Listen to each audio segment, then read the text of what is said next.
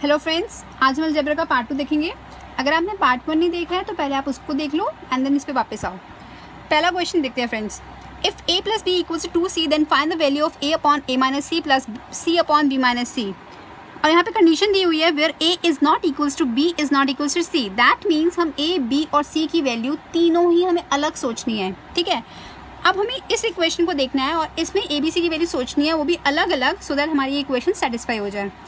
अगर मैं देखो यहाँ पे 2c दिया हुआ है, सो मैं यहाँ पे कोई भी नंबर, जैसे मानो यहाँ पे c की वैल्यू 0 रखना चाहूँ तो यहाँ पे क्या आएगा, 2 इंटू 0 इज 0, राइट।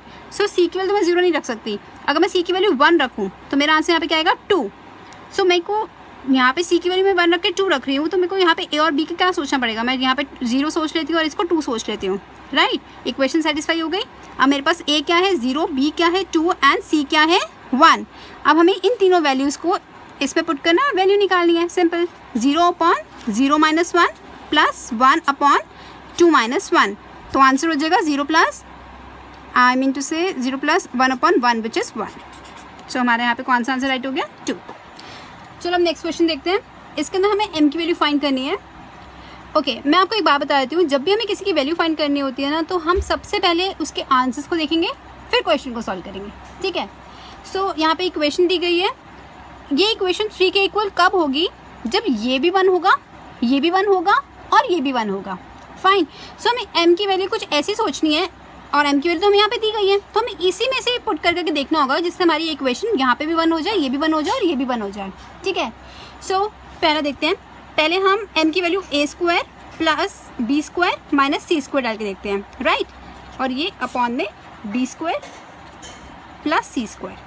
सो यहाँ से a से a कट जाएगा और मेरे पास क्या आंसर बचेगा, b square minus C square upon b square plus c square. अब ये तो 1 हो नहीं रहा, तो दैट मीन्स ये हमारा आंसर नहीं होगा।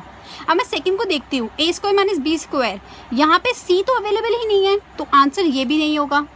अब मैं इसको देख के देखती हूँ, a square plus b square plus c square minus a square upon b square plus c square. ये वैल्यू यहाँ से आ रही है, ठीक है, आप देखना आराम से। तो ये a से कट गया, अब b square plus c square और नीचे भी यही है, तो ये भी कट जाएगा और क्या रिजल्ट बचेगा, 1। सिमिलरली ये भी हो जाएगा m minus B square upon c square plus a square. तो हम इस m की वैल्यू क्या डालेंगे, सेम वैल्यू डालेंगे,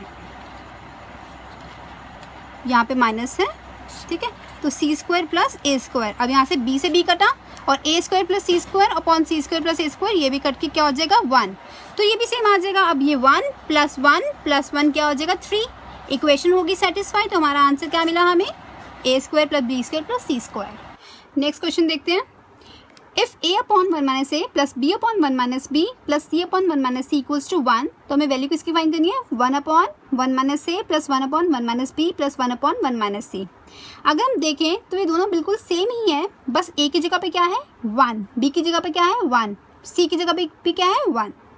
तो हम प्रॉब्लम क्या है, प्रॉब्लम ये है कि हमें a को 1 बनाना है, b को भी 1 बनाना है और c को भी 1 बनाना है।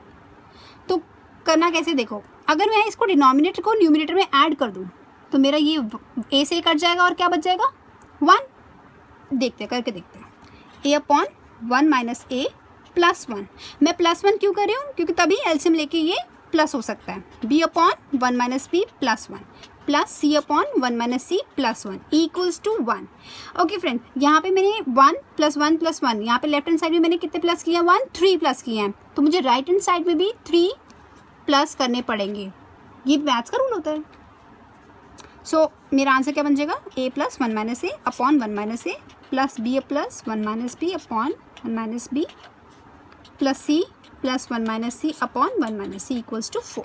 तो यहाँ से मुझे c कट गया, b कट गया, a कट गया, तो रिजल्ट क्या मिला हमें, 1 upon 1 minus a upon plus 1 upon 1 minus b plus 1 upon 1 minus c equals to 4, और वही हमें चाहिए था।